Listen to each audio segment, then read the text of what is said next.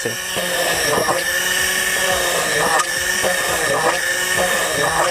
Hello বন্ধুরা, আসসালামু আলাইকুম। Techbd আরও একটি নতুন ভিডিওতে আমি মাহির আপনাদের অনেক অনেক শুভেচ্ছা অভিনন্দন। আজকে আমি বৃষ্টিতে আপনাদেরকে ভিডিও বানিয়ে দেখাচ্ছি। আসলে আজকে সারাদিনে বৃষ্টি হচ্ছে, সো আমাদের ভিডিও করা অতি জরুরি হয়ে পড়ছিল, এই জন্য আমি ভিডিওটা বানাচ্ছি। তো এই দেখতে পাচ্ছেন আজকে আমি হাই পাওয়ার একটি ড্রিল মেশিন বানিয়ে দেখাবো। দেখতে পাচ্ছেন, দেখতে কিন্তু অসাধারণ।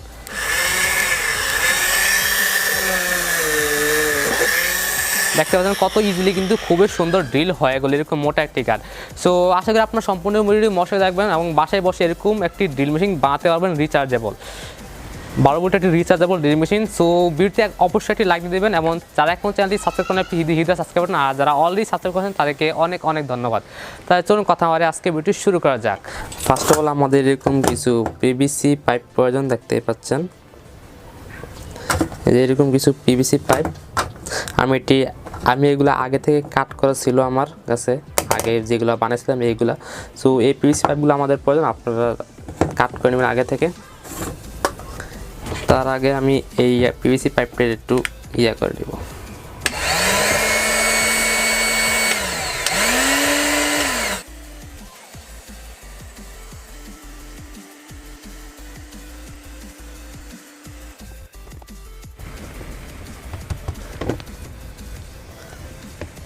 আমাদের পিভিসি পাইপটা দেখতে ঠিক এটা এরকম দেখাচ্ছে, দেখতে পাচ্ছেন।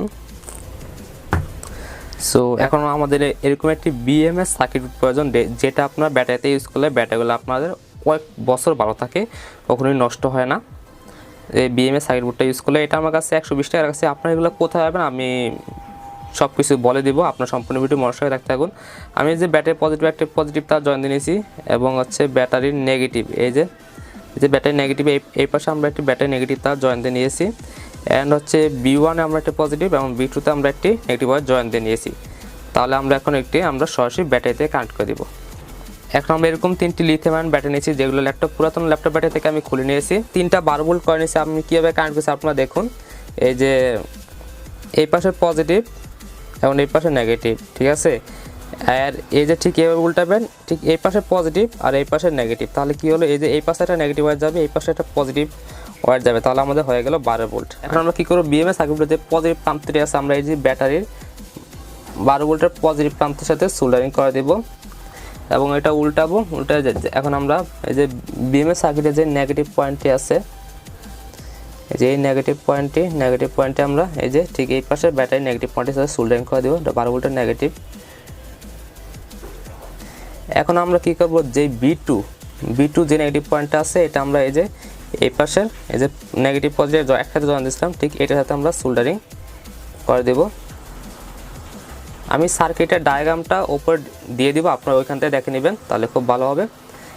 এখন আমরা B1টা কী করব, এই যে এই পাশে পজিটিভ নেগেটিভ গেছে, এই পাশে আমরা এই পয়েন্টটাতে সোল্ডারিং করে দিব।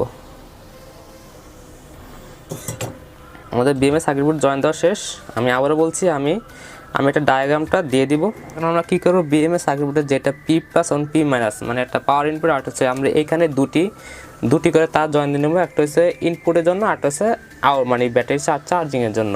তো এখন আমরা কী করব, এই যে ঠিক আমাদের ব্যাটারিটা তৈরি করলাম, এই যে যেমন এটা কিন্তু বিএমএস লাগানো আছে, বিএমএস লাগানোর কারণে কিন্তু ব্যাটারিগুলো অনেকদিন টিকে থাকবে। এখান থেকে আমরা এই যে এই দুইটা হচ্ছে আপনাদের চার্জিং পোর্ট, আর এই দুইটা হচ্ছে আপনাদের মানে হচ্ছে আপনার মোটরের লাইন।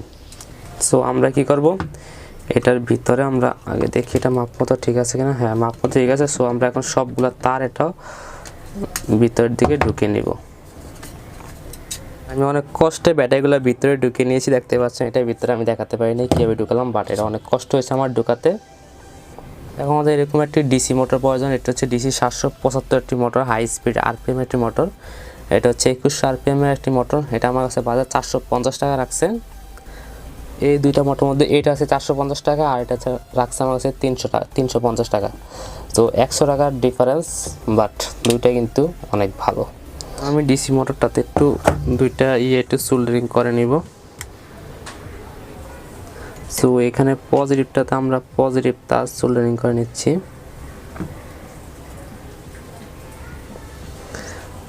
পজিটিভ তার সোল্ডারিং করে নিয়ে এলাম।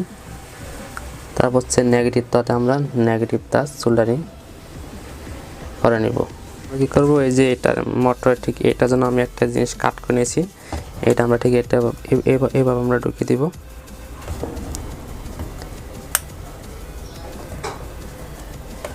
খুব সুন্দর কিন্তু এটা আটকে গেছে, দেখতে পাচ্ছেন। সো এখন বাদ বাকি অংশটাকে আমরা ঠিক এটার ভিতরতে আমরা এই যে ঠিক এইভাবে আমরা ঢুকিয়ে দিব, এবং এই যে এই পাশে যে সিদ্ধ রাখতে পারছেন এই মোটরের সিদ্ধ অনুযায়ী আমরা ঠিক বসিয়ে দিব। আমরা বাদ বাকি অংশটাকে আমরা সুফাগুলো দ্বারা আটকে দিব।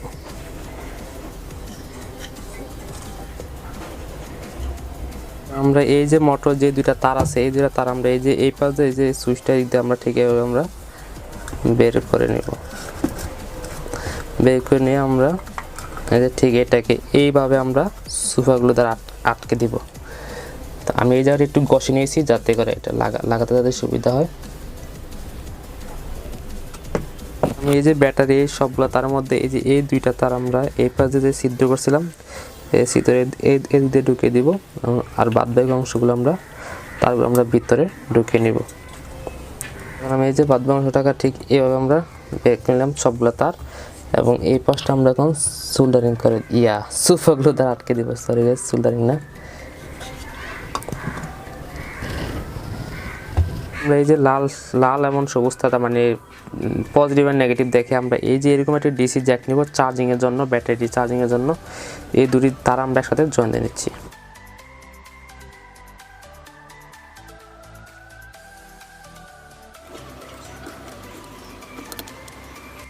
এখন আমরা যে কালো যে দুটি তার আছে না, এই কালো দুটি তার আমরা একসাথে জয়েন দিব, কারণ এটি আমরা দুটি হচ্ছে মোটরের তার।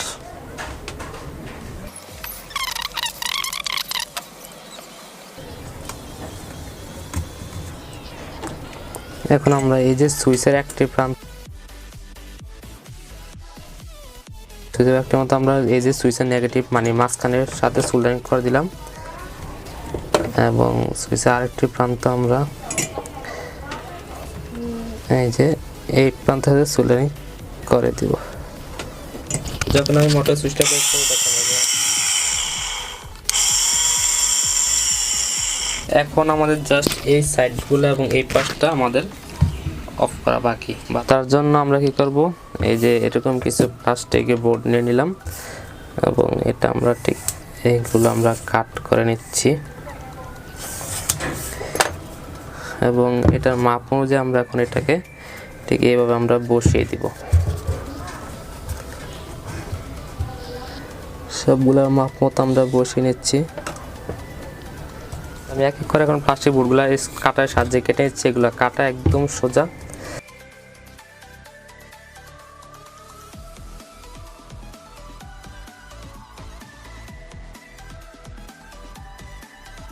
তো আমাদের এটা কিন্তু সম্পূর্ণ তৈরি, দেখতে পাচ্ছেন এগুলো কিন্তু আমাদের লাগানো শেষ। এখন আমাদের এরকম একটা ড্রিল চক প্রয়োজন, দেখতে পাচ্ছেন এটা আমার কাছে 200 টাকা রাখছে। ড্রিল চকটা আমি ঠিক এইভাবে বসে নিলাম।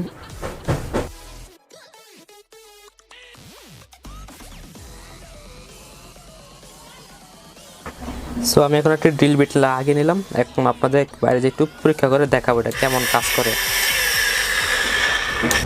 এখন আমি এই যে আমাদের এই কাঠটা আমি একটু প্লাস্টিকটা আমি একটু ড্রিল করে দেখবো যেটা হয় কিনা। এই যে সুইচ অন করলাম, দেখতে পাচ্ছেন ইজিলি কিন্তু কত সুন্দর ড্রিলটা হয়ে যাচ্ছে।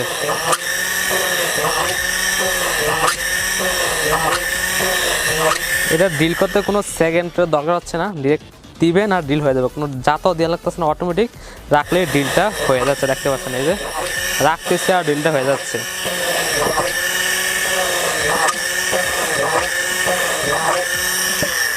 দেখতে পাচ্ছেন কত সুন্দর কিন্তু গেছে, এই যে দিচ্ছি কিন্তু ড্রিলটা হয়ে গেল। দেখতে পাচ্ছেন দেওয়ার সাথে সাথে ড্রিল হয়ে গেল ইজিলি। এখানে কিন্তু একদম কত সুন্দরভাবে কিন্তু ড্রিল হয়ে গেল। এখন আমরা জাস্ট এই কাঠটা ইয়ে করে দেখবো যে এটা ড্রিল হয় কিনা। এই যে একদম এই কাঠটা দেখতে পাচ্ছেন কত সুন্দর কিন্তু ড্রিল ইজিলি হয়ে যাচ্ছে। এখন আমি আপনাদের দেখাই।